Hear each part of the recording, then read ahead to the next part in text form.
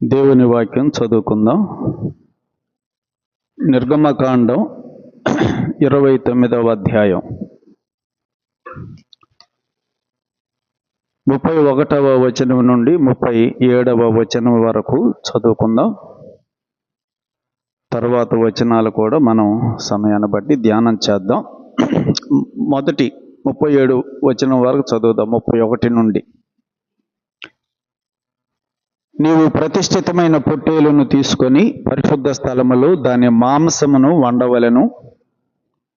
అహరోనును అతని కుమారులను ప్రత్యక్షపు గుడారం యొక్క ద్వారం దగ్గర ఆ పొట్టేలు మాంసమును గంపలోని రొట్టెలను తినవలెను. వారిని ప్రతిష్ఠ చేయుటకును వారిని పరిశుద్ధపరచుటకును వేటి వలన ప్రాయశ్చిత్తము చేయబడినో వాటిని వారు తినవలెను. అవి పరిశుద్ధమైనవి గనుక అన్యుడు వాటిని తినకూడదు. ప్రతిష్ఠితమైన మాంసములోనేమి ఆ రొట్టెలలోనేమి కొంచెమైనను ఉదయం వరకు మిగిలి ఉండిన ఎడల మిగిలినది అగ్ని చేత దహింపవలెను. అది ప్రతిష్ఠితమైనది గనుక దానిని తినవలదు. నేను నీకు ఆజ్ఞాపించిన వాటినన్నిటిని బట్టి నీవు అట్లు అహరోనుకును అతని కుమారులకును చేయవలెను. 7 దినములు వారిని ప్రతిష్ఠపరచవలెను. ప్రాయశ్చిత్తము నిమిత్తము నీవు ప్రతిదినమున ఒక కోడెను పాప పరిహారార్థ బలిగా అర్పింపవలెను. బలిపీఠము నిమిత్తము ప్రాయశ్చిత్తము చేయుట వలన దానికి పాప పరిహారార్థ బలిని అర్పించి దానిని ప్రతిష్ఠించుటకు దానికి అభిషేకము చేయవలెను. 7 దినములు నీవు బలిపీఠము నిమిత్తము ప్రాయశ్చిత్తము చేసి దానిని పరిశుద్ధపరచవలెను. ఆ బలిపీఠము అతి పరిశుద్ధముగా ఉండును. ఆ బలిపీఠమునకు తగులనది అంతయు ప్రతిష్ఠితమగును. 38 నుండి 46 కూడా చదువుతున్నాను. నీవు బలిపీఠం మీద నిత్యమును అర్పింపవలసినదేమనగా ఏడాదివి 2 గొర్రె పిల్లలను ప్రతిదినము ఉదయమందు 1 గొర్రె పిల్లను సాయంకాలమందు 1 గొర్రె పిల్లను అర్పింపవలెను. దంచి తీసిన 30 నూనెతో కలిపిన 10వ వంతు పిండిని పానీయార్పణముగా 30 ద్రాక్షారసమును మొదటి గొర్రె పిల్లతో అర్పింపవలెను.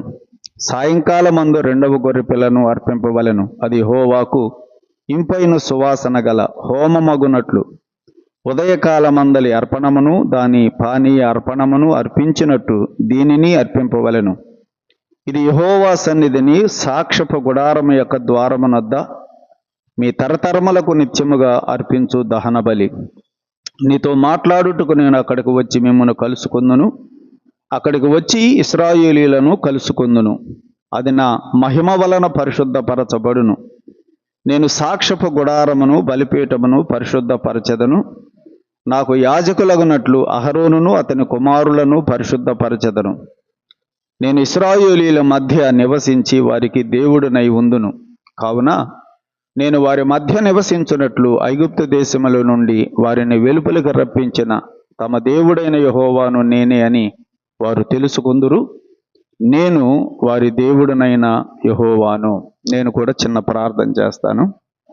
పరిశుద్ధుడైన మా ప్రియ తండ్రి, నీ కృపచేత ఈ దినమంతా ఈ సమయం వరకు మాకు తోడుగా ఉన్నావు. మీ కృపాక్షేమములు మాకు అనుగ్రహించారు.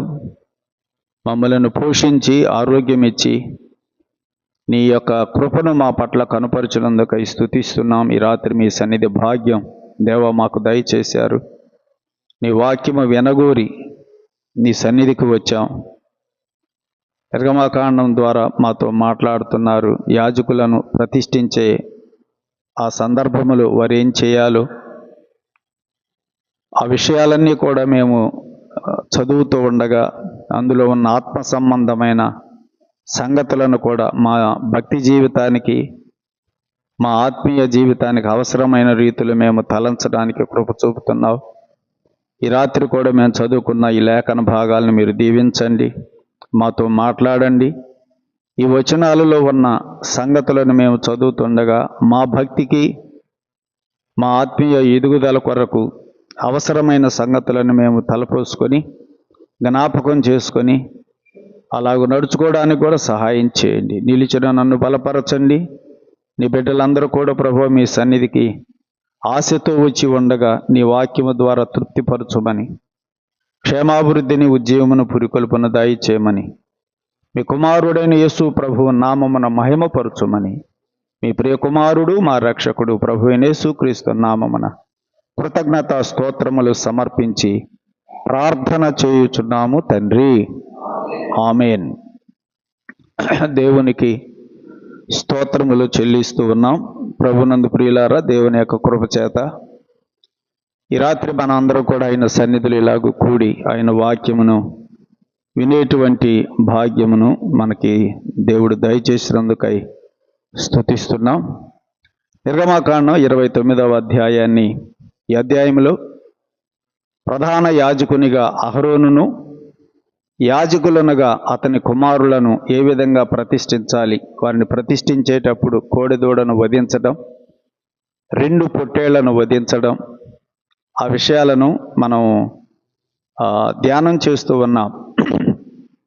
19వ వచనం నుండి మనము 2వ పొట్టేలును వధించినప్పుడు ఆ పొట్టేలును గురించినటువంటి విషయాలు మనం చదువుతూ వస్తున్నాం. 19వ వచనం నుంచి మనకు 2వ పొట్టేలు కనపడుతుంది. ఒక్కసారి 19వ వచనం చదువుదాం.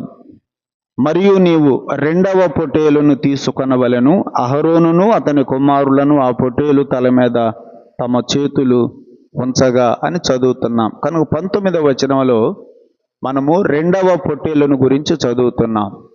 ఒక కోడిదూడను తీసుకోవాలి, 2 పొట్టేళ్లను తీసుకోవాలి. కోడిదూడను వధించిన విషయాన్ని మనము 10వ వచనంలో చూసాం.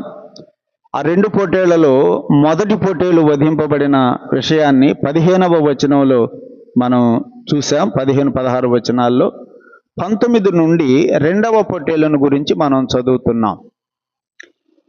ఈ రాత్రి కూడా 31వ వచనంలో కూడా చూడండి ఏముందో. 31వ వచనం, మరియు నీవు ప్రతిష్ఠితమైన పొట్టేలును తీసుకొని అనే మాట చదువుతున్నాం. కనుక ఇక్కడ కూడా ఆ 2వ పొట్టేలును గురించి మనం ఇక్కడ చదువుతున్నాం. ఆ 19వ వచనములో ఆ 2వ పొట్టేలును వారు తీసుకొని దాని తల మీద వారు చేతులుంచారు. వారు ఆ పొట్టేలు తల మీద తమ చేతులు ఉంచారు అంటే దాని అర్థం ఏంటి? అహరోను కుమారుల యొక్క దోషాలను ఆ పొట్టేలు మీద మోపారు అనే సంగతిని మనం చూసాం. కనుక వారి యొక్క దోషములను భరించినటువంటి పొట్టేలు ఈ పొట్టేలు. తర్వాత మనం 20వ వచనంలో చూస్తే ఈ పొట్టేలు యొక్క రక్తము ద్వారా అహరోను కుమారుల యొక్క అవయవాలు అంటే చెవులు, చేతులు, పాదములు అవి శుద్ధి చేయబడి ప్రతిష్ఠ చేయబడటం గురించి మనం చదువుతున్నాం కదా, ధ్యానం చేశాం. మొదటిగా ఆ పొట్టేలు వారి దోషములను భరించింది ఒకటి. రెండవదిగా ఆ పొట్టేలు యొక్క రక్తము ద్వారా వారి యొక్క అవయవములు ప్రతిష్ఠ చేయబడటం మనం చూస్తున్నాం. మూడవదిగా మనం చూస్తే 21వ వచనములో ఆ పొట్టేలు రక్తము చేత వారి వస్త్రములు ప్రతిష్ఠించబడటం మనం చదువుతున్నాం. అది కూడా మనం ధ్యానం చేశాం. తర్వాత ఆ పొట్టేలు యొక్క బోర, ఆ పొట్టేలు యొక్క జబ్బ అవి ప్రధాన యాజకునికి, యాజకులకి వారు అనుభవించడానికి ఇచ్చినట్లుగా మనం చదువుతున్నాం. అలాగైతే 19వ వచనం నుండి ఈ 2వ పొట్టేలు వారికి ఏ విధంగా ప్రయోజనాన్ని కలుగు చేసిందో మనం ధ్యానం చేశాం. మొదటిగా వారి దోషములను భరించింది.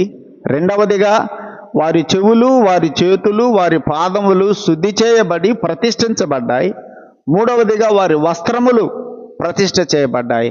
నాలుగవదిగా ఆ పొట్టేలు యొక్క బోర, ఆ పొట్టేలు యొక్క జబ్బ అంటే ఆ యేసు ప్రభు యొక్క ప్రేమ, యేసు ప్రభు యొక్క బలము అనుభవించబడటాన్ని గురించి విషయాలు మనం అక్కడ జ్ఞాపకం చేసుకున్నాం. ఈ రాత్రి అదే పొట్టేలు యొక్క మాంసమును వారు తినాలి అనే సంగతిని ఈ రాత్రి మనం ధ్యానం చేస్తున్నాం. చూడండి 31వ వచనం. మరియు నీవు ప్రతిష్ఠితమైన పొట్టేలును తీసుకొని, ఏ పొట్టేలు అది? అది ప్రతిష్ఠితమైన పొట్టేలు అనే సంగతి మనం చదువుతున్నాం. ఒకసారి 22వ వచనం చూడండి. 22వ వచనం. అది ప్రతిష్ఠితమైన పొట్టేలు గనుక, ఏ పొట్టేలు అది? ప్రతిష్ఠితమైన పొట్టేలు అనే మాట ఉన్నది. 26వ వచనంలో కూడా చదివాం. 26వ వచనం, అహరోనుకు ప్రతిష్ఠితమైన పొట్టేలు నుండి బోరను తీసి, ఏ పొట్టేలు అది? అది ప్రతిష్ఠితమైన పొట్టేలు. 27వ వచనం, ప్రతిష్ఠితమైన ఆ పొట్టేలులో అనే మాట అక్కడ కూడా మనం చదువుతున్నాం. అలాగే 28వ వచనములో కూడా అది ప్రతిష్టార్పణ గనుక అని చదువుతున్నాం. ప్రతిష్టార్పణ అంటే అది ప్రతిష్ఠిత చేయబడినటువంటి పొట్టేలుగా అర్పించబడింది. అలాగైతే ఈ పొట్టేలును గురించి ప్రతిష్ఠితమైన పొట్టేలు అనే మాట మనం సారి చదువుతున్నాం. ఇప్పుడు 31వ వచనంలో కూడా చదువుతున్నాం. అది ఏ పొట్టేలు? ప్రతిష్ఠితమైన పొట్టేలు. అలాగైతే ఆ పొట్టేలును గురించి ప్రతిష్ఠితమైన పొట్టేలు అని మనము చదువుతూ ఉన్నాము అంటే మన కొరకు ప్రతిష్ఠిత చేయబడిన యేసు ప్రభు మనకి జ్ఞాపకానికి వస్తున్నాడు కదా. యేసు ప్రభు కూడా మనందరి పాప పరిహారము కొరకై తండ్రి చేత ప్రతిష్ఠ చేయబడి లోకానికి పంపించబడ్డాడు.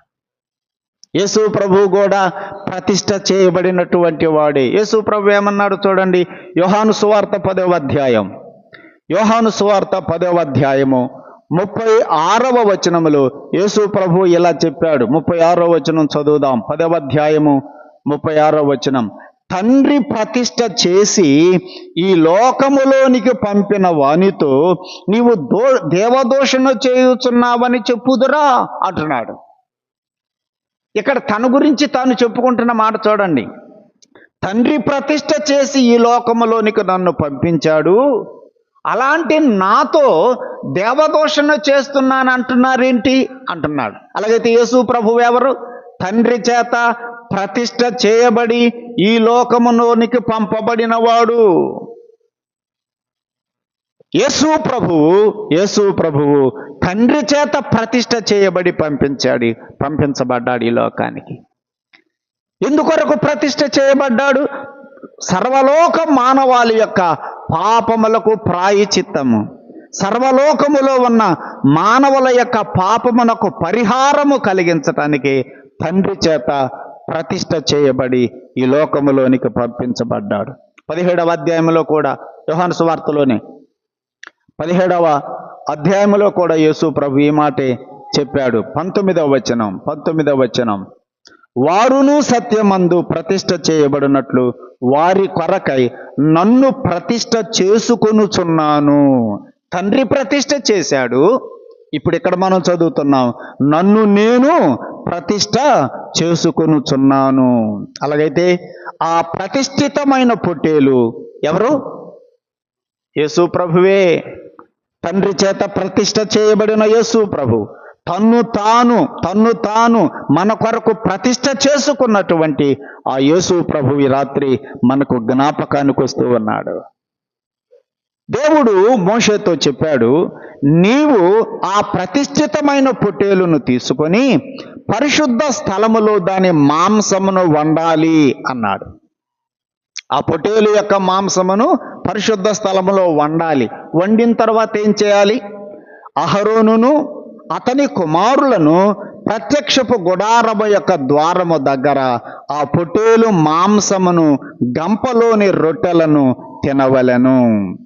అహరోను యొక్క 4 కుమారులు కూడా ఇప్పుడు పరిశుద్ధ స్థలములో కూర్చొని ఆ గుడారము యొక్క ద్వారం దగ్గర కూర్చొని ఆ గంపలో ఉన్న రొట్టెలతో ఈ మాంసమును, ప్రతిష్ఠ చేయబడిన పొట్టేలు యొక్క మాంసమును వారు ఏం చేయాలి?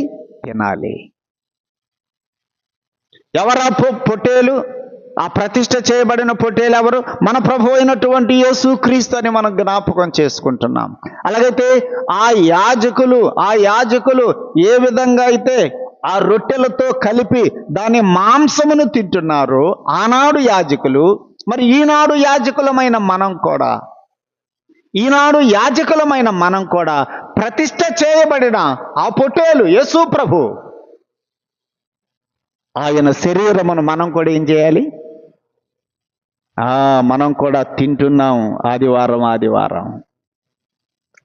ప్రియ సోదరుడా, సోదరి, ప్రభువు బల్లను ఈ రాత్రి మనకి ఇక్కడ ఉన్నటువంటి వచనము మనకి జ్ఞాపకం చేస్తుంది. 33వ వచనం చూడండి, అక్కడ మరొక మాట ఉన్నది. ఆ పొట్టేలు యొక్క మాంసం, ప్రతిష్ఠ చేయబడిన ఆ పొట్టేలు యొక్క మాంసమును వారు తినాలి అని దేవుడు చెప్పాడు. రొట్టెలతో కలిపి తినాలి. అయితే అక్కడ ఇంకొక మాట 33వ వచనంలో చదువుతున్నాం. వారిని ప్రతిష్ఠ చేయుటకును వారిని పరిశుద్ధపరచుటకును వేటి వలన ప్రాయచిత్తము చేయబడినో వాటిని వారు తినవలెను అని చదువుతున్నాం. వేటిని వారు తినాలి? ఇక్కడ మనం 33వ వచనంలో చదువుతున్నాం. వారిని ప్రతిష్ఠ చేయడానికి, వారిని పరిశుద్ధపరచటానికి వేటి వలన ప్రాయచిత్తము చేయబడిందో వాటి మాంసమును వారు తినాలి. వేటి వలన వారు పరిశుద్ధపరచబడ్డారు? వేటి వలన వారు ప్రాయచిత్తం చేయబడ్డారు? ప్రతిష్ఠితమైన పొట్టేల వలననే కదా.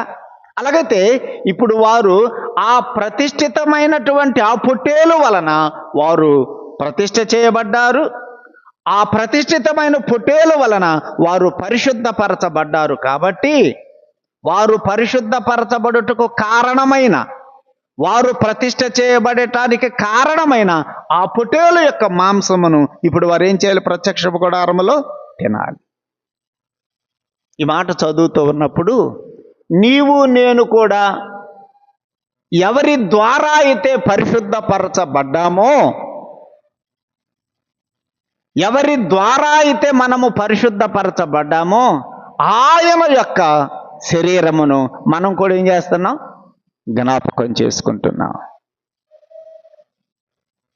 ఆనాడు అహరోను కుమారులు వేటి వలన ప్రతిష్ఠ చేయబడి వేటి వలన పరిశుద్ధపరచబడ్డారో వాటి మాంసమును వారు తింటున్నారు.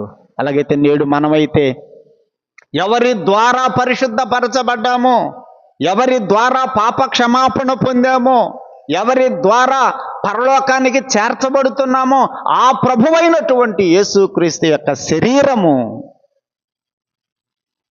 నీవు నేను కూడా జ్ఞాపకం చేసుకొని వాటిని మనం తీసుకుంటున్నాం. యేసు ప్రభు యొక్క శరీరము ద్వారా, యేసు ప్రభు యొక్క రక్తము ద్వారా మనము పరిశుద్ధపరచబడ్డాము అని హెబ్రీ పత్రికలో మనం చదువుతున్నాం. 2 రెఫరెన్సులు చదువుదాం చూడండి. హెబ్రీ పత్రిక. వేటి ద్వారా వారు పరిశుద్ధపరచబడ్డారో వాటి మాంసమును వారు తిన్నట్టు మనం కూడా దేని ద్వారా పరిశుద్ధపరచబడ్డాము అనే సంగతిని మనం కూడా జ్ఞాపకం చేసుకుంటున్నప్పుడు హెబ్రీ పత్రిక 10వ అధ్యాయము 10వ వచనం చూడండి. హెబ్రీ పత్రిక 10:10 యేసుక్రీస్తు యొక్క శరీరము ఒక్కసారి అర్పింపబడుట చేత ఆ చిత్తమును బట్టి మనము పరిశుద్ధపరచబడ్డాం. దేని ద్వారా మనం పరిశుద్ధపరచబడ్డాం? యేసు ప్రభు యొక్క శరీరము ఒక్కసారి కలువరు సిలువలో అర్పించబడుట చేత మనము పరిశుద్ధపరచబడ్డాం. ఒకటి ఆయన శరీరము. ఇదే హెబ్రీ పత్రిక 13వ అధ్యాయం 12వ వచనం చదువుకుందాం. 12వ వచనం కావున యేసు కూడా తన స్వరక్తము చేత ప్రజలను పరచుటకై గవిని వెలుపట శ్రమ పొందెను. దేని ద్వారా మనం పరిశుద్ధపరచబడ్డాం? యేసుక్రీస్తు యొక్క స్వరక్తము చేత మనము పరిశుద్ధపరచబడ్డాం. అలాగైతే 10:10లో మనం చదువుతున్నాం ఆయన శరీరము ద్వారా పరిశుద్ధపరచబడ్డాం. 13:12లో మనం చదువుతున్నాం ఆయన రక్తము ద్వారా మనము పరిశుద్ధపరచబడ్డాం. అలాగైతే వేటి ద్వారా మనము పరిశుద్ధపరచబడ్డామో, వేటి ద్వారా మనము పరిశుద్ధపరచబడ్డామో వాటిని ఆయన సన్నిధిలో కూర్చొని మనం కూడా ఏం చేయాలి? నేడు వాటిని తీసుకోవాలి.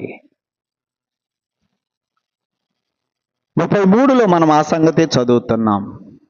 అహరోను కుమారులు వేటి ద్వారా ప్రతిష్ఠ చేయబడ్డారో, వేటి ద్వారా పరిశుద్ధపరచబడ్డారో వాటి మాంసమును వారు తిన్నట్టుగా నీవు నేను దేని ద్వారా పరిశుద్ధపరచబడ్డామో వాటిని కూడా మనము దేవుని సన్నిధిలో తీసుకోవలసిన వారమై ఉన్నాం. అలాగైతే ప్రియులారా, మనమందరం కూడా యేసు ప్రభు శరీరము ద్వారా, యేసు ప్రభు రక్తము ద్వారా మనము పరిశుద్ధపరచబడ్డాం. కాబట్టి మనం కూడా ఏం చేస్తున్నాం? వాటిని తీసుకుంటున్నామా లేదా? ప్రతి ఆదివారం మన సంఘముగా కూడి మనం యేసు ప్రభు యొక్క శరీరము అయ్యున్న రొట్టెను, ఆయన రక్తమును సూచిస్తున్నటువంటి ఆ పాత్రలోనది మనం కూడా ఏం చేస్తున్నాం?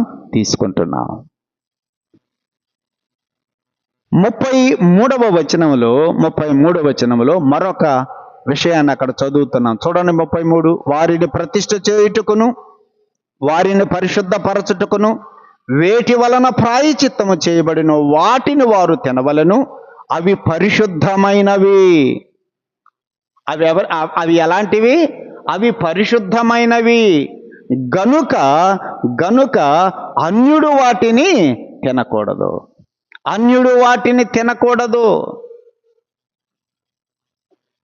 అన్యుడు తినకూడదు. మరెవరు తినాలి? మనం చూస్తున్నాం ఇక్కడ అహరోను తినాలి, అహరోను యొక్క కుమారులు. అహరోను కుమారులు తినాలి, అన్యుడు వాటిని తినకూడదు.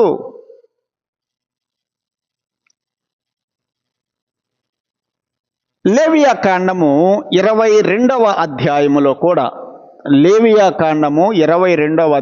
కూడా అన్యుని గురించి ఒక మాట మనం చదువుతాం. అన్యుల విషయాన్ని గురించి కూడా వ్రాయబడింది 22వ అధ్యాయం.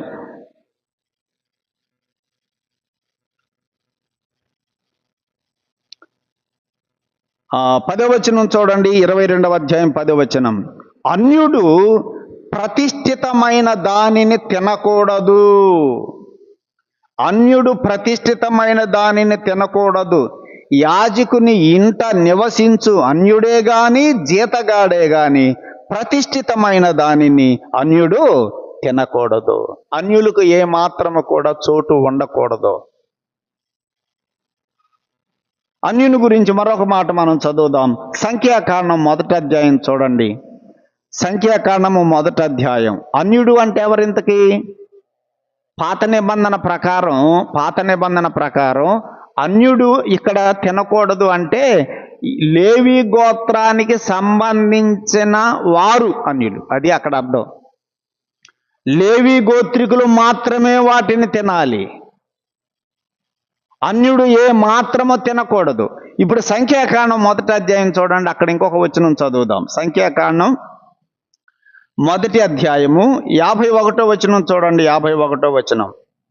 మందిరము సాగబోవునప్పుడు లేవీయులే దానిని విప్పవలెను, మందిరము దిగునప్పుడు లేవీయులే దానిని వేయవలెను. మందిరాన్ని తీసుకుని వెళ్ళాలంటే ఎవరు విప్పాలి? దాన్ని లేవీయులే విప్పాలి. విప్పిన తర్వాత మరొక చోటికి వెళతారు. అక్కడికి వెళ్ళిన తర్వాత మళ్ళీ మందిరాన్ని ఎవరు నిర్మించాలి? లేవీయులే నిర్మించాలి. విప్పేది వాళ్ళే, వేసేది వాళ్ళే. తర్వాత ఏమన్నాడు చూడండి. అన్యుడు సమీపించిన ఎడల వాడు మరణ శిక్ష నుండును. ఆ పరిచర్యలో మందిరమును ఓడదీసే విషయములో, మందిరమును మరలా నిర్మించే విషయములో అన్యుడికి ఏమాత్రం చోటు లేదు. అన్యుడు ఏమాత్రము సమీపించినా కూడా వాడు మరణ శిక్ష పొందుతాడు అనేటువంటి విషయాన్ని మనం ఇక్కడ చదువుతూ ఉన్నాం.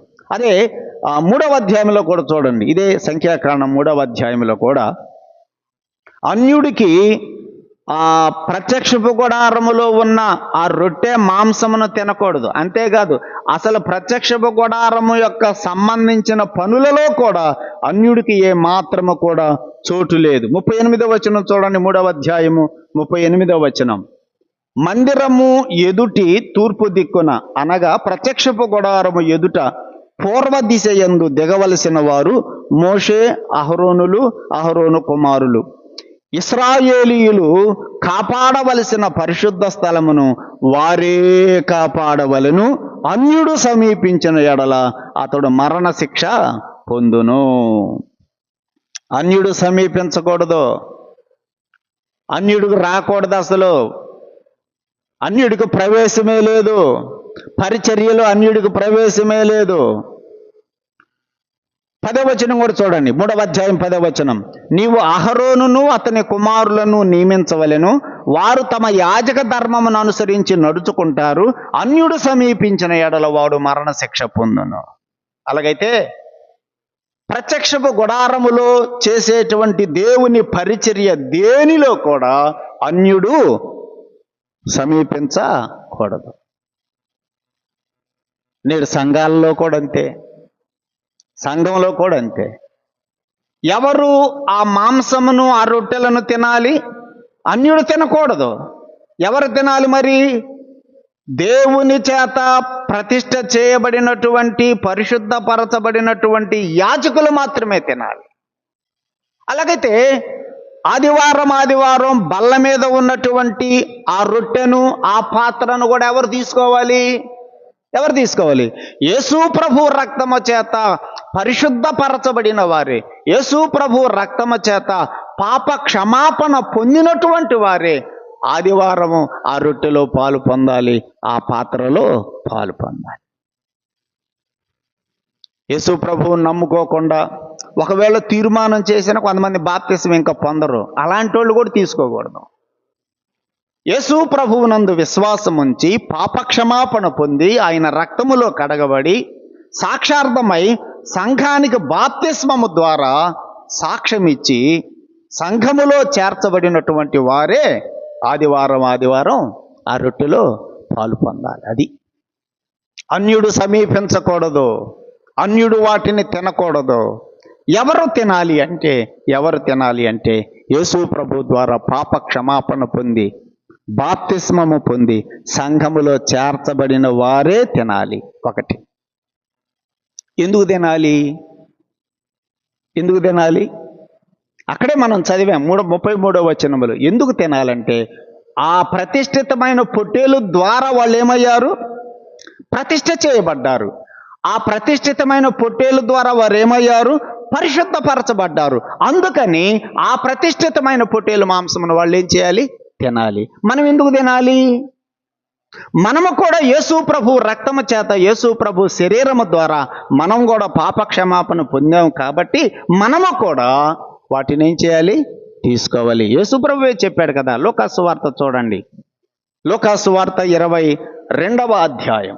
లోకాసు వార్త 22వ అధ్యాయం 19వ వచనం చదువుదాం. యేసు ప్రభు ఏమన్నాడు చూడండి అక్కడ.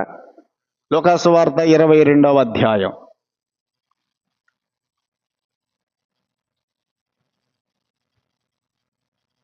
లోకాసు వార్త 22వ అధ్యాయము 19వ వచనం.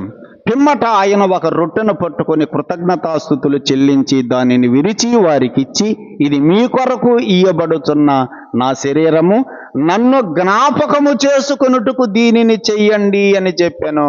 ప్రభువు చెప్పాడు కాబట్టి చేయాలంతే. ఏం చెప్పాడు ప్రభు? ఒక రొట్టెను తీసుకొని కృతజ్ఞతలు చెల్లించి దానిని విరిచి శిష్యులకు ఇస్తే ఏమన్నాడు? నేను ఇచ్చేది ఏంటిది? ఇది నా శరీరము, కనుక నేను మీకు జ్ఞాపకం రావడానికి, నన్ను మీరు జ్ఞాపకం చేసుకోవడానికి మీరు దీనిని చెయ్యండి అని ఆజ్ఞాపించాడు. ఆయన చెయ్యమన్నాడు కాబట్టి మనం ఏం చేయాలి? తీసుకోవాలి. ఆయన చెయ్యమన్నాడు. కొరింథీయులకు రాసిన మొదటి పత్రిక 11వ అధ్యాయం. కొరింథీయులకు పౌలు రాసిన మొదటి పత్రిక 11వ అధ్యాయం. పౌలు ఏమన్నాడో చూడండి అక్కడ.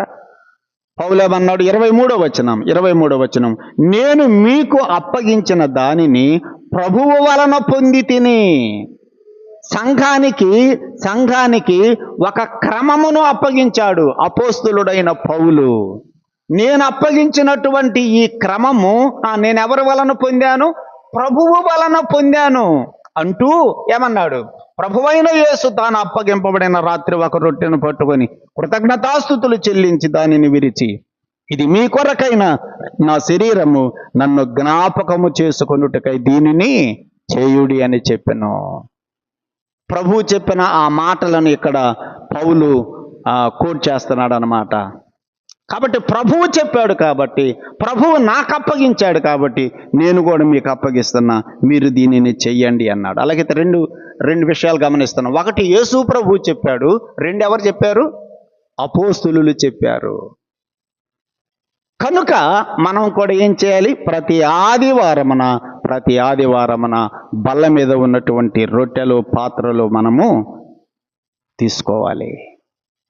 రెండు విషయాలు నేను జ్ఞాపకం చేశా. ఒకటి, ఎవరు తీసుకోవాలి? అన్యుడు తీసుకోకూడదు. యేసు ప్రభువునందు విశ్వాసం ఉంచి పాపక్షమాపణ పొంది బాప్తిస్మము పొంది సంఘములో చేర్చబడిన వారే తీసుకోవాలి. ఒకటి. రెండు, ఎందుకు తీసుకోవాలి? యేసు ప్రభువు చెప్పాడు, నన్ను జ్ఞాపకం చేసుకోవడానికి దీనిని చెయ్యండి అని. అందుకు తీసుకోవాలి. అపోస్తులు చెప్పారు, మేము మీకు ఈ అప్పగిస్తున్న ఈ క్రమము, ఈ కట్టడ ప్రభువు వలన పొందాము, మీకు అప్పగిస్తున్నాం, దీనిని మీరు చెయ్యండి అని అపోస్తులు చెప్పారు. వాళ్ళు చేశారు, మనకు అప్పగించారు. అందుకని మనం కూడా చెయ్యాలి. ఎందుకు చెయ్యాలి? యేసు ప్రభు శరీరము ద్వారా, యేసు ప్రభు రక్తము ద్వారా మనము పరిశుద్ధపరచబడ్డాం కాబట్టి మనం ఏం చేయాలి? తప్పకుండా చేయాలి. 2 విషయాలు మనం ఇక్కడ జ్ఞాపకం చేసుకున్నాం. 1, ఎవరు తినాలి, ఎందుకు తినాలి, తినేటప్పుడు ఎలా ఉండి తినాలి. 33వ వచనం చూడండి, నిర్గమాకాండం 29:33లో ఒక మాట చదువుతున్నాం. 33, వారిని ప్రతిష్ఠ చేయుటకును వారిని పరిశుద్ధపరచుటకును వేటి వలన ప్రాయశ్చిత్తము చేయబడిన వాటిని వారు తినవలను, అవి పరిశుద్ధమైనవి. ఆ బల్ల మీద ఉన్నటువంటి ఆ రొట్టె, ఆ పాత్ర ఎటువంటివి? అవి పరిశుద్ధమైనవి అని మనం ఎంచాలి. అవి పరిశుద్ధమైనవి. మరి పరిశుద్ధమైనటువంటి వాటిని మనము తినేటప్పుడు మనం ఎలా ఉండి తినాలి? పరిశుద్ధంగా ఉండి తినాలంతే. మనము పరిశుద్ధంగా ఉండి తినాలి. ఈ వారమంతా, ఆదివారం నుండి మరలా ఆదివారము వచ్చే వరకు నీ జీవితం ఎలా ఉంటుంది? పరిశుద్ధంగానే జీవిస్తున్నావా? దేవుని దృష్టిలో యోగ్యంగా నువ్వు ప్రవర్తిస్తున్నావా? దేవునితో దినదినము సహవాసం కలిగి ఉంటున్నావా? ఇలా ఉండి ఆదివారము వచ్చినప్పుడు ఆయన బల్లలో మనము పాలు పొందాలి. అది వారమంతా మన ఇష్టం వచ్చినట్లుగా ప్రవర్తించి, మన ఇష్టం వచ్చినట్లుగా నడుచుకొని, ఆదివారం వచ్చింది కాబట్టి ఆదివారం పోయి బల్లలో పాలు పొందటం అనేది, అది మనము శిక్షించబడటానికి కారణమవుతామని మొదటి పత్రికలో, కొరింథీ మొదటి పత్రిక 11వ అధ్యాయంలో చదువుతున్నాం. 11వ అధ్యాయం ఒక మాట చదువుదాం చూడండి. కొరింథీయులకు రాసిన మొదటి పత్రిక 11వ అధ్యాయం. పౌలు ఏం రాశాడు చూడండి. మనము ఆయన యొక్క శరీరమును, ఆయన యొక్క పాత్రలోనిది మనం తీసుకునేటప్పుడు ఎలా తినకూడదో చెప్పాడు. 27వ వచనం. కాబట్టి ఎవడు అయోగ్యముగా ప్రభువు యొక్క రొట్టె తినును, ఆయన పాత్రలోనిది త్రాగును అన్నాడు. ఎలా తీసుకోకూడదు? అయోగ్యంగా తీసుకోకూడదు, అపరిశుద్ధంగా ఉండి తీసుకోకూడదు. అవి తీసుకోవడానికి మనకు అర్హత ఉండాలి, అవి తీసుకోవడానికి మనకు యోగ్యత ఉండాలి. అది అలాంటి యోగ్యత కలిగి మనం తీసుకోవాలి. కానీ అవి తీసుకోవడానికి యోగ్యత లేకుండా అయోగ్యముగా మనము వాటిని తీసుకుంటే ఏమన్నాడు అక్కడ 27వ వచనములో? ప్రభువు యొక్క శరీరమును గూర్చియో రక్తమును గూర్చియో అపరాధి అవుతాడు. కాబట్టి 28వ వచనం, ప్రతి మనుష్యుడు తన్ను తాను ఏం చేసుకోవాలి? పరీక్ష చేసుకోవాలి. ఎప్పుడు? ఇక్కడికి వచ్చిన తర్వాత కాదు పరీక్ష చేసుకునేది. ఇక్కడికి వచ్చిన తర్వాత కాదు, ముందు రోజే ఏం చేయాలి? రేపు ఆదివారం కదా, నేను బల్లలో పాలు పొందడానికి అర్హుడునేనా? అర్హత ఉందా నాకు? ఆ యోగ్యత ఉందా నాకు అని ఆ ముందు రోజే నువ్వేం చేసుకోవాలి? పరీక్ష చేసుకొని, అలాంటి యోగ్యత నీలో ఉంటే అప్పుడు తెల్లవారి ఆరాధనకు వచ్చిన తర్వాత నువ్వు తీసుకోవాలి. అది తన్ను తాను పరీక్షించుకోవాలి. అప్పుడప్పుడు కాదు పరీక్ష చేసుకోవాల్సింది, ముందు నుండే నువ్వు పరీక్ష చేసుకోవాలి. కాబట్టి ప్రియ సోదరులారా, సోదరులారా, అది పరిశుద్ధమైనవి అనే మాట మనం చదువుతున్నాం. పరిశుద్ధమైనటువంటి వాటిని మనం కూడా పరిశుద్ధంగా ఉండి తీసుకోవాలి. 34వ వచనం చూడండి. 34వ వచనం, ప్రతిష్ఠితమైన మాంసములోనేమి ఆ రొట్టెలలోనేమి కొంచెమైనను ఉదయం వరకు మిగిలి ఉండిన ఎడల మిగిలిన దానిని అగ్ని చేత దహించాలే కానీ అది ప్రతిష్ఠితమైనది కనుక దానిని తినకూడదు. కొంచెం మిగిలిందనుకో ఏం చేయాలి? మిగిలిన దాన్ని ఏం చేయాలి? చెప్పాడు అక్కడ, తెల్లవారిన తర్వాత దాన్ని నీకు తినకూడదు, అది ప్రతిష్ఠితమైనది, తినకూడదు. దాన్ని ఏం చేయాలి? ఒకవేళ మిగిలితే దానిని కాల్చివేయవలెను, అగ్ని చేత దహించాలి అనే మాట మనం చదువుతున్నాం. కనుక ప్రియులారా, దేవుడు ఎంత ఖచ్చితంగా, ఎంత ఖండితంగా ఆ ప్రతిష్ఠితమైన పొట్టేలు యొక్క మాంసమును గురించి అహరోను కుమారులకు ఆజ్ఞాపించాడో మనం చదువుతున్నాం. ఇప్పుడు 35లో ఏమన్నాడు చూడండి, నేను నీకు ఆజ్ఞాపించిన వాటినన్నిటిని బట్టి, నేను నీకు ఆజ్ఞాపించిన వాటన్నిటిని బట్టి. అలాగైతే ఇదేంటిది? ఇది ఆజ్ఞ అనే మాట చూస్తున్నాం. ప్రతిష్ఠితమైన పొట్టేలును గురించిన ఆజ్ఞ, నేను నీకు ఆజ్ఞాపించిన వాటన్నిటిని కూడా అహరోను అతని కుమారులు చెయ్యాలి, పోయి ఆజ్ఞాపించని దేవుడు మోషేకి చెప్పగా మోషే ఆ విధంగానే చేశాడు. 36వ వచనం చూడండి. 36వ వచనం, 7 దినములు వారిని ప్రతిష్టపరచవలెను, ప్రాయచిత్తము నిమిత్తము నీవు ప్రతి దినమున ఒక కోడెను పాప పరిహారార్థ బలిగా అర్పింపవలెను. బలిపీఠము నిమిత్తము ప్రాయచిత్తము చేయుట వలన దానికి పాప పరిహారార్థ బలి నర్పించి దానిని ప్రతిష్ఠించుటకును దానికి అభిషేకము చేయవలెను. దేన్ని ప్రతిష్ఠించాలి? ఇక్కడ 36వ వచనం 37వ వచనములో బలిపీఠమును ప్రతిష్ఠించుట గురించి చదువుతున్నాం. బలిపీఠమును ప్రతిష్ఠించుట చూడండి. 36వ వచనం, ప్రాయచిత్తము నిమిత్తము నీవు ప్రతి దినమున ఒక కోడెను పాప పరిహారార్థ బలిగా అర్పింపవలెను. బలిపీఠము నిమిత్తము ప్రాయచిత్తము చేయుట వలన. దేని నిమిత్తం ప్రాయచిత్తం? బలిపీఠము నిమిత్తం. ఇశ్రాయేలీలు బలులు అర్పించాలి. ప్రధాన యాజకులు బలులు అర్పిస్తారు ఇశ్రాయేలీల పక్షంగా బలులు అర్పించబడేటువంటి ఆ బలిపీఠము ముందేం చేయబడాలి? వీళ్ళ చేత ముందది ప్రతిష్ఠ చేయబడాలి. అదే 36వ వచనంలో మనం చదువుతున్నాం. బలిపీఠము నిమిత్తము ఒక బలిని అర్పించి దానిని ప్రతిష్ఠించుటకును దానికి అభిషేకము చేయాలి అని చెప్పాడు. ఇక్కడ బలిపీఠము యొక్క ప్రతిష్ఠ గురించి మనం చదువుతున్నాం. 37లో కూడా ఏమన్నాడు చూడండి, 7 దినములు నీవు బలిపీఠము నిమిత్తము ప్రాయశ్చిత్తము చేసి దానిని పరిశుద్ధపరచవలెను. ఇప్పుడు బలిపీఠమును పరిశుద్ధపరచటం, బలిపీఠమును ప్రతిష్ఠ చేయడం ఇక్కడ మనం చదువుతున్నాం. 7 రోజులు బలిపీఠాన్ని ఏం చేయాలి? పరిశుద్ధపరచాలి, దానిని ప్రతిష్ఠించాలి. ఎందుకంటే ఆ ప్రతిష్ఠ చేయబడినటువంటి, పరిశుద్ధపరచబడినటువంటి ఆ బలిపీఠం మీదనే ఇశ్రాయేలీల పాప పరిహారం నిమిత్తం ఏమర్పించబడతాయి? బలులు అర్పించబడతాయి. కాబట్టి ఆ బలిపీఠమును ప్రతిష్ఠ చేయాలి. ఎప్పుడైతే ఆ బలిపీఠము ప్రతిష్ఠ చేయబడుతుందో, ఎప్పుడైతే ఆ బలిపీఠము పరిశుద్ధము చేయబడుతుందో, అప్పుడు ఆ బలిపీఠమునకు తగిలే ప్రతిదీ కూడా పరిశుద్ధమవుతుంది అనే మాట చదువుతున్నాం. చూడండి 37వ వచనం, 7 దినములు నీవు బలిపీఠము నిమిత్తము ప్రాయచిత్తము చేసి దానిని పరిశుద్ధపరచవలెను. ఆ బలిపీఠము అతి పరిశుద్ధముగా ఉండును. ఎప్పుడు? దానిని నువ్వు బలి అర్పించి దానిని ప్రతిష్ఠ చేసినప్పుడు ఆ బలిపీఠం ఏమైపోతుంది? అతి పరిశుద్ధంగా ఉంటుంది. ఆ బలిపీఠమునకు తగులన్నది అంతయు ఏమవుతుంది? ప్రతిష్ఠితమగును.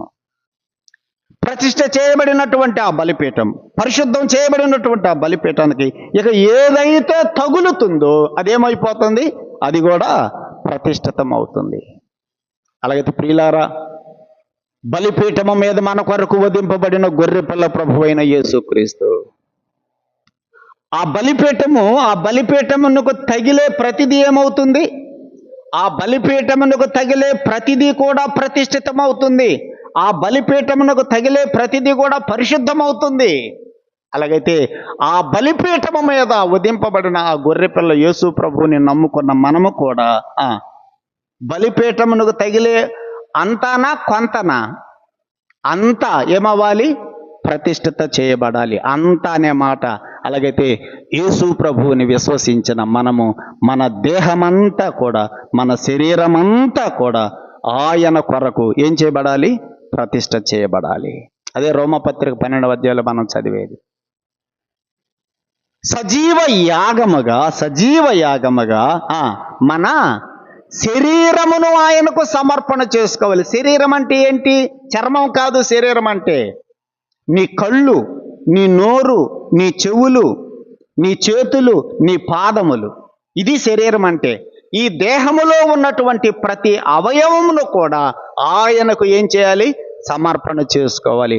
బలిపీఠమునకు తగులన్నది అంతయు ప్రతిష్ఠితమగును. అంతా, కొంత కాదు, కొన్ని కాదు, అంతా కూడా ఆయన కొరకు ప్రతిష్ఠ చేయబడాలి. అలాగైతే నీ దేహములో ఉన్న ప్రతి అవయవము ఆయన కొరకు ప్రతిష్ఠ చేయబడిందా? కళ్ళు శుద్ధిగానే ఉన్నాయి, ఏం చూడటం లేదు. నోరు శుద్ధేది అంటే ఏం ప్రతిష్ఠ చేయబడ్డాయి? కళ్ళు ప్రతిష్ఠ చేయబడ్డాయి, కానీ నోరు ప్రతిష్ఠ చేయబడకపోతే ఎట్లా? బలిపీఠమునకు తగులన్నది అంతయు ప్రతిష్ఠితం అవ్వాలి. అంతా, కొంత కాదు. సోదరుడా, సోదరి, రాత్రి ఆలోచన చేయండి. మన దేహములో ఉన్న ప్రతి అవయవము కూడా ఆయన కొరకై సజీవ యాగముగా మనము సమర్పణ చేసుకోవాలి. ఈ దేహములో ఇక ఏది మంద కానే కాదు. అది అంతా ఆయనదే.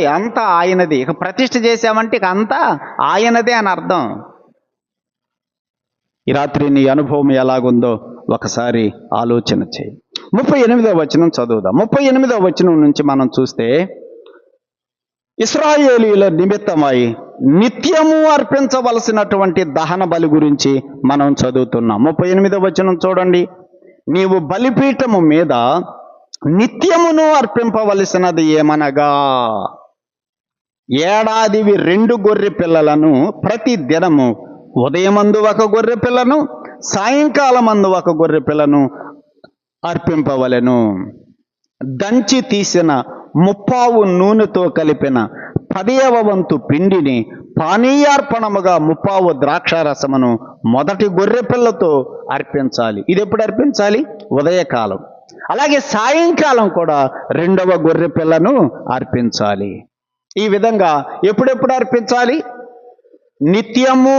38వ వచనంలో ఆ మాట చదువుతున్నాం.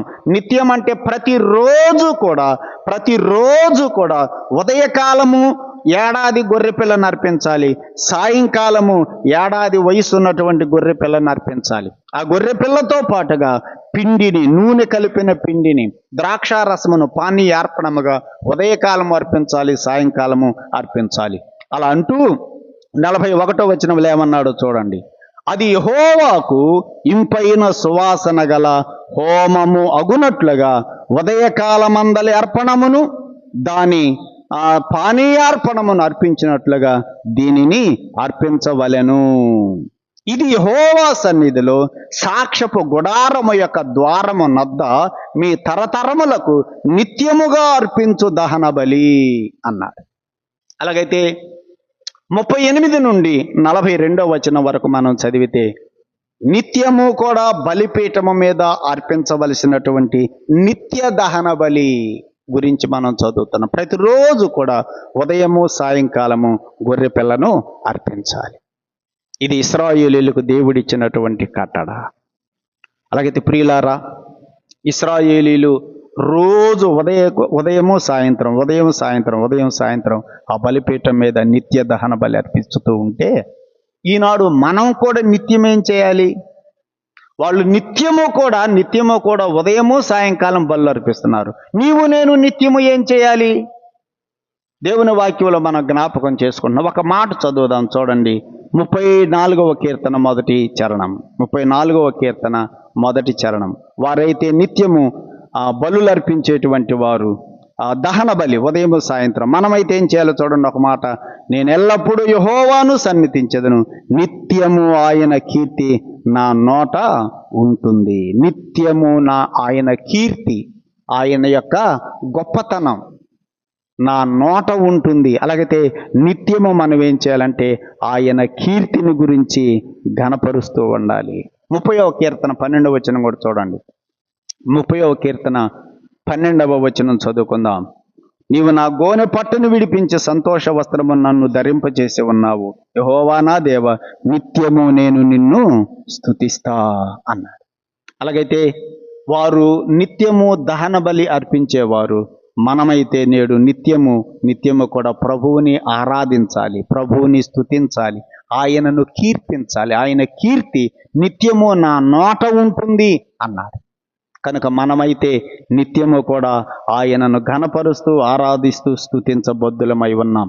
119వ కీర్తనలో కూడా 119వ కీర్తన 44వ వచనంలో కూడా మరొక మాట చదువుతున్నాం. నిత్యము మనం ఏం చేయాలి? అక్కడ కూడా మరొక మాట చెప్పబడి ఉంది. నిరంతరము నీ ధర్మశాస్త్రమును అనుసరించుదును, నేను నిత్యము దానిని అనుసరించుదును. దేనిని? ఆ ధర్మశాస్త్రం. అలాగైతే నిత్యము మనం ప్రభువుని స్తుతించాలి, నిత్యము దేవుని వాక్యమును చదువుతూ దానిని ఏం చేయాలి? అనుసరించాలి. మూడవ మాట జ్ఞాపకం చేసుకుంటున్నాం. లూకాసు వార్త 18:1 ప్రభువు చెప్పాడు కదా, మీరు విసుకక నిత్యము ప్రార్థన చేయుచు ఉండవలను అనుటకు ఆయన ఈ ఉపమానము చెప్పాను. నిత్యము ఏం చేయాలి? మనము ప్రార్థన చేయాలి, నిత్యము స్తుతించాలి, నిత్యము వాక్యమును అనుసరించాలి, నిత్యము ప్రార్థన చేయాలి. మరొక మాట ఉన్నది సామెతల గ్రంథం 23:17లో, సామెతల గ్రంథం 23:17లో మనము నిత్యము కూడా దేవుని యందు భయభక్తులు కలిగి ఉండాలి అని చదువుతాం. చూడండి, పాపులను చూచి నీ హృదయములో మత్సరపడవద్దు, నిత్యము యెహోవా యందు భయభక్తులు కలిగి ఉండుము. నిత్యము కూడా మనము దేవుని యందు ఏం చేయాలి? భయభక్తులు కలిగి జీవించాలి.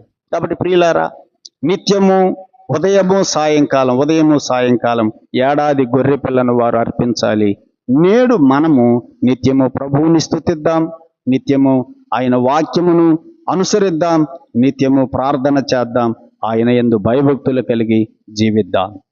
42వ వచనములో మరొక మాట చెప్పాడు. చూడండి, నువ్వు ఎప్పుడైతే నిత్యము దహన బలి అర్పిస్తూ ఉంటావో అప్పుడు ఏం చేస్తానన్నాడు దేవుడు. చూడండి 42, ఇది యెహోవా సన్నిధిలో సాక్ష్యపు గుడారము యొక్క ద్వారమునొద్ద మీ తరతరములకు నిత్యముగా అర్పించు దహన బలి నీతో మాట్లాడుటకు నేను అక్కడికి వచ్చి మిమ్మలను కలుసుకుంటా అన్నాడు. అక్కడికి దేవుడు వస్తాడట, వచ్చి ఏం చేస్తాడట? వాళ్ళని కలుసుకుంటాడట. కలుసుకొని ఏం చేస్తాడట? నేను నీతో మాట్లాడతా. ఎందుకు వస్తానన్నాడు అక్కడికి? నేను నీతో మాట్లాడుటకు నేను అక్కడికి వచ్చి అన్నాడు. ఎందుకు వస్తాడు ఆయన అక్కడికి? మాట్లాడడానికి. ఎవరితో మాట్లాడతాడు? అహరోనుతో మాట్లాడడానికి, యాజకులతో మాట్లాడడానికి. నేను మీతో మాట్లాడుటకు నేను అక్కడికి వస్తా. అలాగైతే సోదరుడా, సోదరి, దేవుడు నీతో నాతో మాట్లాడాలని ఇష్టపడుతున్నాడు. ఆయన మనతో మాట్లాడగోరుచున్నాడు. ప్రభువు నీతో మాట్లాడటానికి నువ్వు సమయం ఇస్తున్నావా? నువ్వు మాట్లాడద్దులే, ముందు నేను మాట్లాడేది విను అంటున్నామా? మనం మాట్లాడటం అంటే ఏంటి అర్థం? మనం మాట్లాడటం అంటే మనం ప్రార్థన చేయటం. నేను ప్రార్థన చేస్తే నీకు సాల్లు అని అనుకోకూడదు. మనం మాట్లాడటమే కదా, ఆయన మనతో మాట్లాడాలనుకుంటున్నాడు కదా. నేను నీతో మాట్లాడుటకు నేను అక్కడికి వచ్చి నేను నిన్ను కలుసుకుంటా అంటున్నాడు. ఆయనకు మనతో మాట్లాడాలని ఇష్టం. మనతో దేని ద్వారా మాట్లాడతాడు? ఆయన వాక్యము ద్వారా మాట్లాడతాడు. పాత నిబంధనలో మాట్లాడినట్టు ఇప్పుడు ప్రత్యక్షమై కళల్లో కనపడి కూర్చొని మాట్లాడాడు. నువ్వు వాక్యం చదువుతుంటే నీతో వాక్యము ద్వారా మాట్లాడతాడు. వాక్యము చదువు, దినము వాక్యం చదివితే రోజు నీతో ప్రభువు మాట్లాడతాడు. మాట్లాడుతున్నాడా దేవుడు నీతో? దేవుడు మాట్లాడడానికి నువ్వు వాక్యం తీసి చదువుకుంటున్నావా? ఆకాశమా ఆలకించు, భూమి చెవియొగ్గు. ఎవరితో మాట్లాడుతున్నాడు? ఆకాశంతో భూమితో మాట్లాడుతున్నాడు. ఎందుకని? ఈ నా ప్రజలు నా మాటలకి చెవి ఇవ్వటల్లా, వీళ్ళు నా మీద తిరుగుబాటు చేస్తున్నారు, నా మాట ఎంటల్లా. కాబట్టి దేవుడు మాట్లాడాలనుకుంటే వీళ్ళు సమయం ఇటల్లా. అందుకని దేవుడు ఎవరితో మాట్లాడాల్సి వస్తుంది? ఇప్పుడు ఆకాశంతో భూమితో మాట్లాడాల్సి వస్తుంది.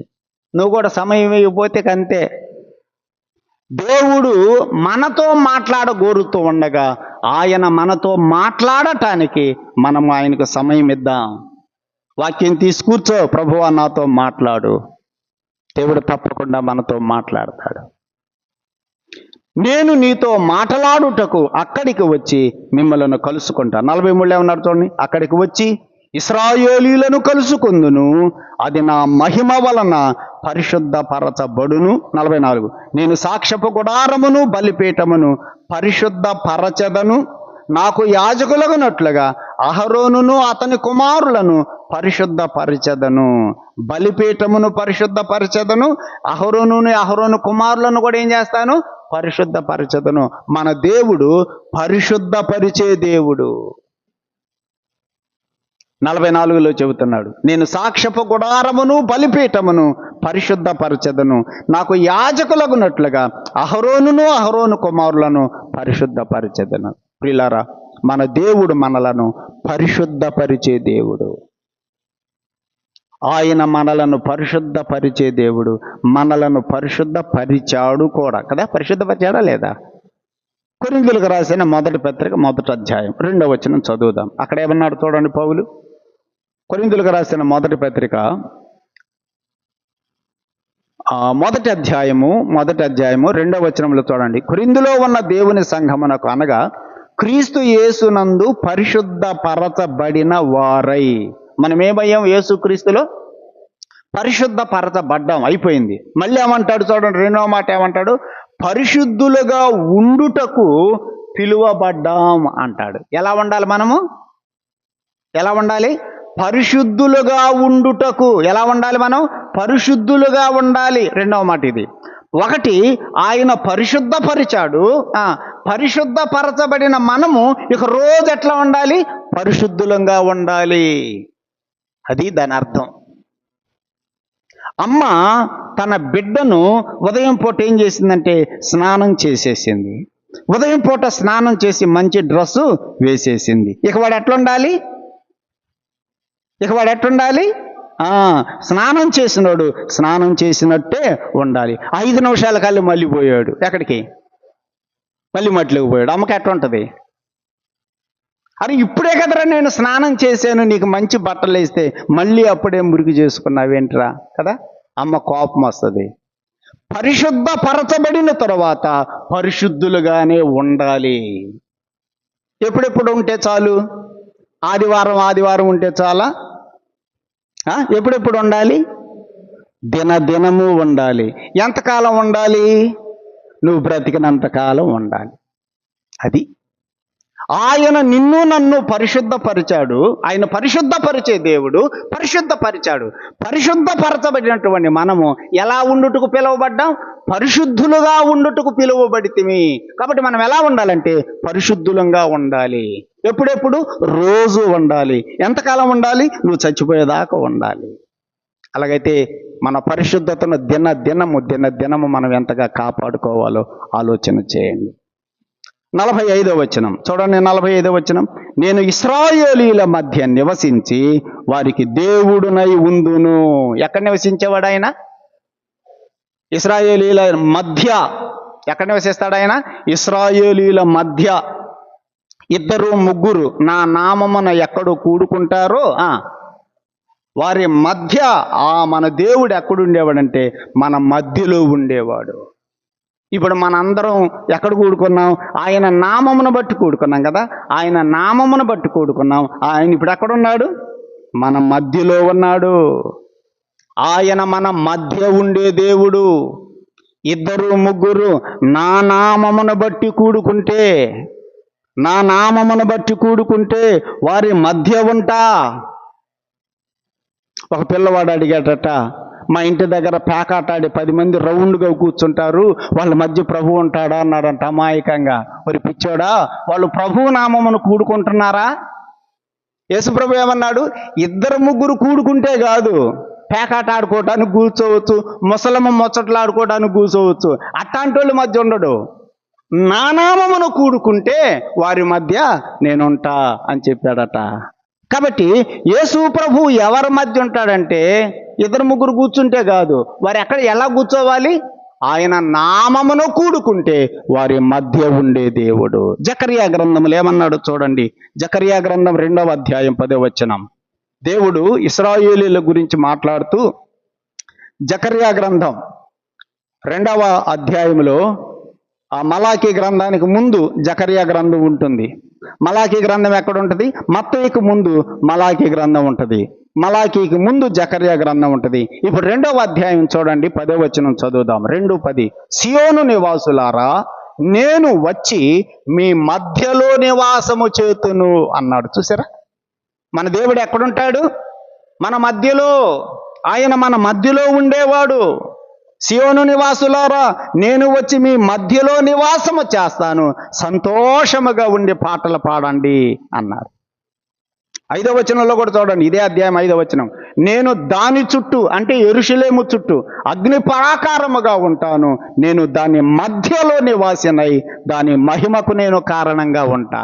యెరూషలేము మధ్యలో నేను నివాసం, ఇశ్రాయేలీల మధ్య నేను నివాసము చేస్తా.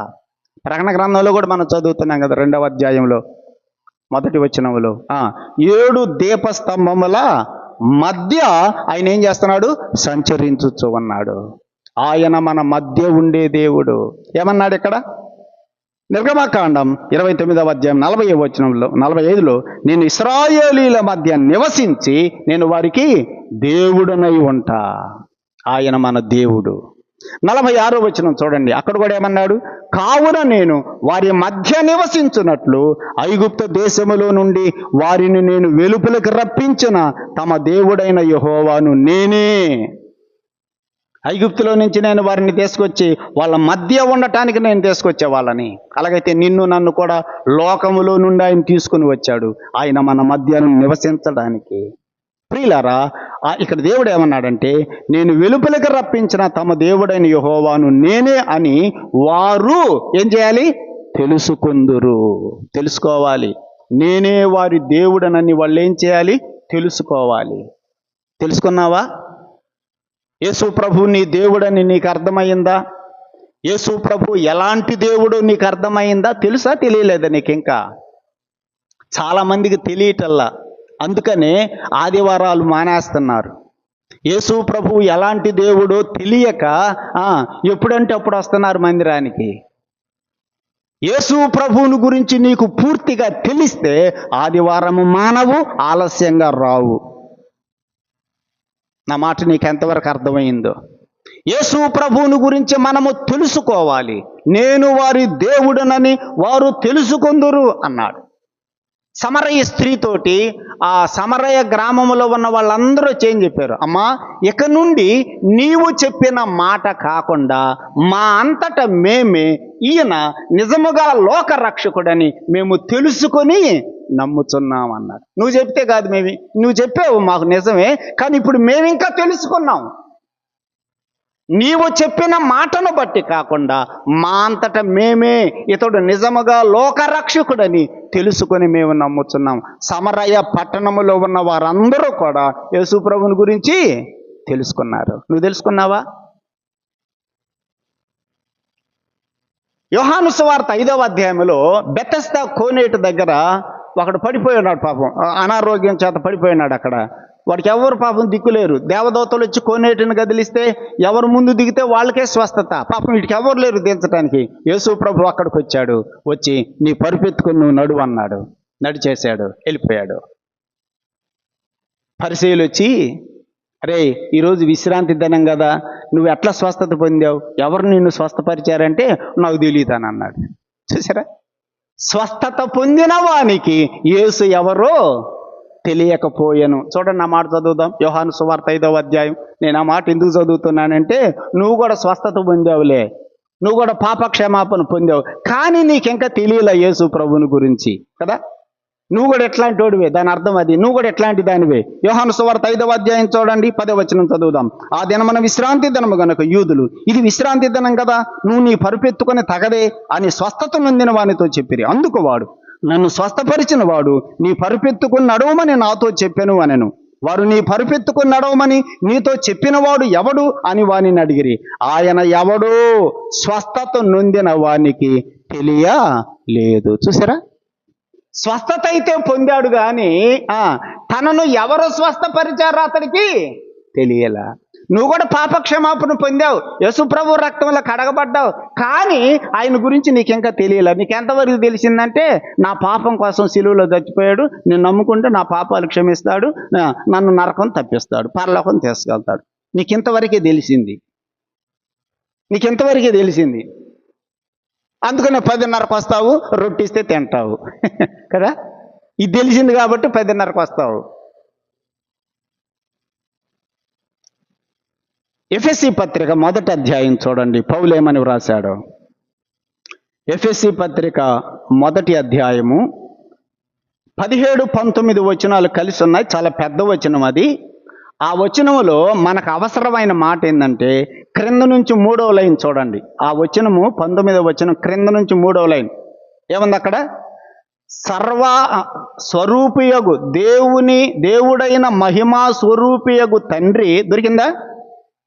మన ప్రభువైన యేసు క్రీస్తు యొక్క దేవుడైన మహిమా స్వరూపియగు తండ్రి తన్ను తెలుసుకొనుటి యందు మీకు జ్ఞానమును ప్రత్యక్షతయును గల మనస్సు అనుగ్రహించున్నట్లు నేను నా ప్రార్థనల యందు మిమ్ములను గూర్చి విజ్ఞాపన చేస్తాను. వచ్చిన మీకు అర్థమైందా?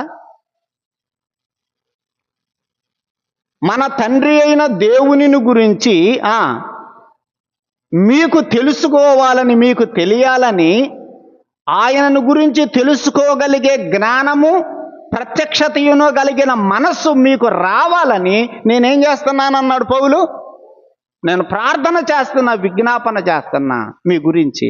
అంటే ఎఫెసీ సంఘస్థులు రక్షించబడినోళ్లే, కానీ వాళ్ళకి ఇంకా తెలియలా, దేవుని గురించి పూర్తిగా తెలియలా వాళ్ళకి. అందుకనే పౌలు అన్నాడు, మీకు తెలియాలని, ఆయన ఎవరో మీకు తెలియాలని మీకోసం నేనేం చేస్తున్నాను? ప్రార్థన చేస్తున్నా. ప్రియులారా, యేసు ప్రభుని గురించి నీకు ఎంతవరకు తెలిసింది? ఆయన గురించి నువ్వు అసలు ఏమనుకుంటున్నావు? ఆయన అంటే ఏమనుకుంటున్నావు నువ్వు? అసలు నీ ఇష్టం వచ్చినప్పుడు వస్తావా? ఆయన గురించి నీకు అసలు భయం ఉంటే నువ్వు అట్లా ప్రవర్తిస్తావా? ఇర్రెగ్యులర్గా ఉంటావా? ఆయన అంటే ఎవరు అనుకుంటున్నావు? ఆయన న్యాయాధిపతి, రేపు తీర్పు తీర్చుతాడు. నీ జీవితంలో ఉన్న ప్రతి క్షణమును గురించి ఆయన లెక్క అడిగేవాడు. అది తెలుసా నీకు? అది తెలియాలని మీ కొరకు నేను ప్రార్థన చేస్తున్నా.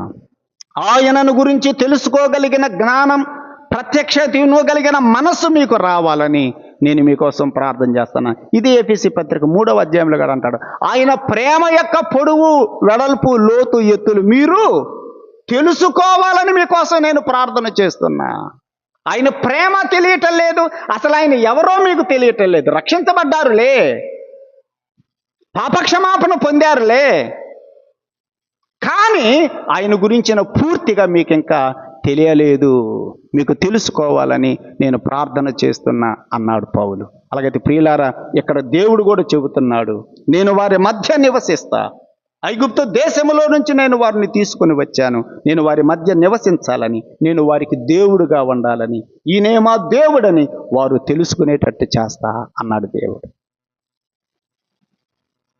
కాబట్టి 29వ అధ్యాయములో యాజకుల యొక్క ప్రతిష్ఠిత, వారి అవయవాల యొక్క ప్రతిష్ఠిత, వారి వస్త్రముల యొక్క ప్రతిష్ఠిత, వారు దేని చేత అయితే ప్రతిష్ఠ చేయబడ్డారో ఆ ప్రతిష్ఠితమైన పొట్టేలు యొక్క మాంసమును వారు తింటూ వారు పరిశుద్ధపరచబడిన వారై దేవునికి నిత్యమైన దహన బలులు అర్పిస్తూ ఆయన ఎవరో, ఆయన ఎలాంటి వాడో, తమకు దేవుడై ఉన్నాడనే సంగతిని వారు తెలుసుకున్నారు. అది ఈ అధ్యాయం యొక్క సారాంశం.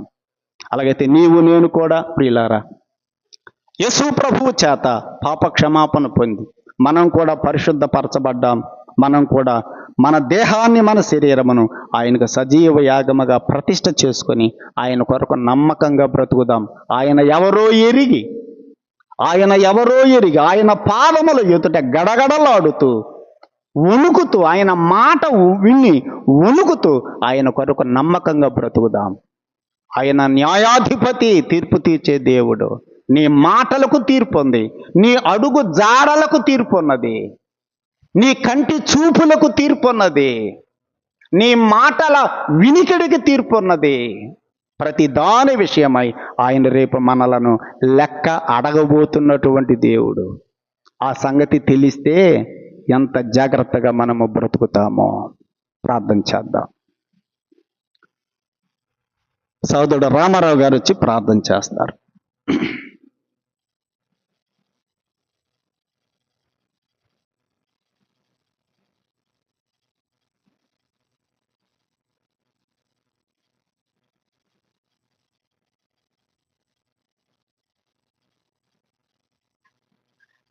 ప్రార్థన చేసుకుని సర్వాధికారిని దేవా, మహిమ కలిగిన తండ్రి, దేవా మీ ఘనమైన శ్రేష్టమైన పాదాలకు మనం నమస్కారం చెల్లిస్తున్నాం. దేవా మీ దాసుని బలపరిచి ఈ రాత్రి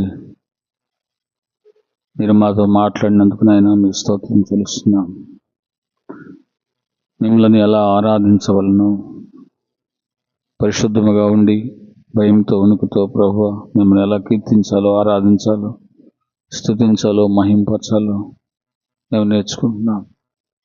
దేవా మీ రక్తంతో మమ్మల్ని శుద్ధి చేశారు, బాగు చేశారు, మమ్మల్ని మీ సొత్తుగా కొన్నారు, పరిశుద్ధులుగా చేశారు.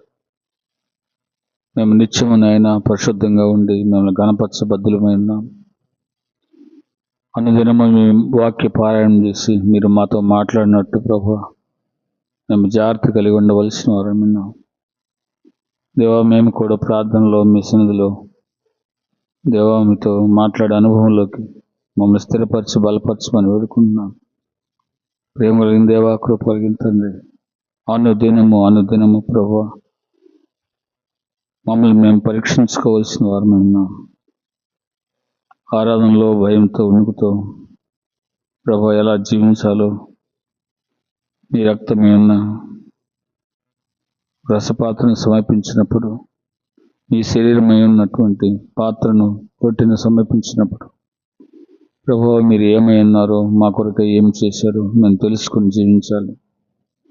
క్రీస్తు యేసు ప్రభు యొక్క ప్రేమ, ఆయన కృప దేవలోతుగా మేము వాక్య వెలుగులో పరిశీలనకు తీసుకురావడానికి మీ దాసును బలపరిచి మాకు అనుగ్రహించిన మీ జీవ మాటల కొరకై, మీ అమూల్యమైన మాటల కొరకై నాయన మీ స్తోత్రం చెల్లిస్తున్నాం. క్రైస్తవ జీవితం అంటే ఎంత పవిత్రమైందో, నిజదేవుని ఆరాధించే సమూహం ఎంత పరిశుద్ధమైందో హెచ్చరించారు. ఓ దేవా తేలికగా మేము తీసుకోకూడదని, దేవా సజీవ యాగముగా మీకు సమర్పించుకొని మా జీవితం కొనసాగాలని హెచ్చరించారు. మీకు స్తోత్రం చెల్లిస్తున్నాం. ఓ దేవా నాయన, ఆనాటి ఇశ్రాయేలు ప్రజలకు మీరు అనుగ్రహించినటువంటి ఆజ్ఞలు మాకు ఆత్మీయ పాఠాలుగా నూతన నిబంధన వెలుగులో మీరు మమ్మల్ని హెచ్చరిస్తున్న విధానం కొరకై దేవా మీకు స్తోత్రం చెల్లిస్తున్నాం. మీ నామంలో కూడుకున్న మా మధ్య మీరు ఉంటున్నారని, భయంతో వణుకుతో మేము జీవించాలని, మా శరీర అవయములన్నీ ప్రభువా, మా చూపు, మా నాలుక దేవా, మా ఇంటర్నల్ ఆర్గాన్స్ కానీ అవుటర్ ఆర్గాన్స్ కానీ మొత్తం ప్రభువా ఓ దేవా భయంతో వణుకుతో మేము జీవించాలి. ఏ అవయవము కూడా దారి తప్పకుండా దేవా మీకు అంకితమై మేము బ్రతకాలి. అలాగే లోకంలో సాక్షులమై దేవా మేము జీవించాలి. సమరయ స్త్రీని జ్ఞాపకం చేశారు, మీకు స్తోత్రం చెల్లిస్తున్నాం. ఆమె సాక్ష్యం చెప్పింది, ఆ సాక్ష్యం విన్నవారు ఇక నిన్ను బట్టి కాదు కానీ మేమే, మా అంతట మేమే యేసు ప్రభు లోకరక్షకుడని మేము విశ్వసిస్తున్నామన్నా. ఓ దేవా మా జీవితం, మా సాక్ష్యం ఇతరులు మీ దగ్గరికి వచ్చే విధంగా ఉండాలి. ఆ రీతిగా మమ్మల్ని స్థిరపరిచి బలపరచమని వేడుకుంటున్నాం. మీకు సాక్షులుగా జీవించినప్పుడు ప్రభువా ఈ మందిరాన్ని మీ బిడ్డలతో నింపగలం. దేవా సహాయం దయచేయండి. మీ కృపానుగ్రహించమని వేడుకుంటున్నాం. మీ రాజ్య వ్యాప్తి కొరకు గట్టిగా నిలబడే సాక్షులుగా మమ్మల్ని స్థిరపరిచి బలపరచమని వేడుకుంటున్నాం. సహాయం దయచేయండి. దేవా మిమ్మల్ని పూజించే యాజకులం, మీరు మమ్మల్ని ప్రతిష్ఠించుకున్నారు, మమ్మల్ని శుద్ధి చేశారు, బాగు చేశారు. దేవా నాయనా మేము మర్చిపోకుండా జాగ్రత్త కలిగి ఉండేటకు సహాయం దయచేయండి. మీ దాసుని ద్వారా ప్రాముఖ్యమైన అంశాలు మా గమనంలో తీసుకొచ్చారు. మీ స్తోత్రం చెల్లిస్తున్నాం. మీ దాసుని ఇంకా బలపరిచి మీ నామ మహిమార్థమై వాడుకుంటారని, కూడి వచ్చిన మీ బిడ్డలందరూ మీరు దీవించమని వేడుకుంటున్నాం. మీ వాక్యమున హృదయంలో భద్రపరుచుకొని వాక్యమునకు లోబడి జీవించుటకు సహాయం దయచేయండి. ఓ దేవా పవిత్రమైన జీవము కలిగిన మీ వాక్యం దేవా మేము నిర్లక్ష్యం చేయకుండా కృప చూపండి. వాక్యం విని విడిచిపెట్టే వారముగా ఉండకుండా పెడిచెవిన పెట్టిన వారిగా ఉండకుండా సహాయం తెచ్చండి. ఓ దేవా, క్రీస్తు యేసు ప్రభు అంటే సరిగా అర్థం కాలేదు కొంతమంది కానీ హెచ్చరించారు. ఓ తండ్రి నాయన ప్రభు, ఆయన జీవవాక్యమును అనుదినం పారాయణం చేస్తూ ప్రభు వాక్యమును అర్థం చేసుకోగలిగే ఆత్మ సంబంధమైన జ్ఞానం, మీ ఆత్మ నడిపింపు మాకు దయచేయండి. చక్కటి వాక్యం ఉంటున్నాం ప్రభు. అయ్యా నాయన నిర్లక్ష్యం చేయకుండా సహాయం దయచేయండి. మమ్మల్ని అందరినీ మీ చేతికి అప్పగించుకుంటున్నాం దేవా. మీ కృపలో మమ్మల్ని భద్రపరచమని మేము తిరిగి మా గృహాలకు వెళ్తుండగా మీ కృపగల హస్తం మాకు తోడుగా ఉంచండి. వాక్యమును హృదయంలో భద్రపరుచుకుని వెళ్ళి నెమరు వేసుకుంటూ ప్రభు బలపడుతూ జీవించుటకు సహాయం దయచేయమని యేసు క్రీస్తు ప్రభు వారి జీవము కలిగిన నామంలోనే, పవిత్రమైన నామంలోనే స్తోత్రము చెల్లించి ప్రార్థన చేయుచున్నాం తండ్రి. ఆమేన్. అందరికీ వందనాలు. సెలవు తీసుకుందాం.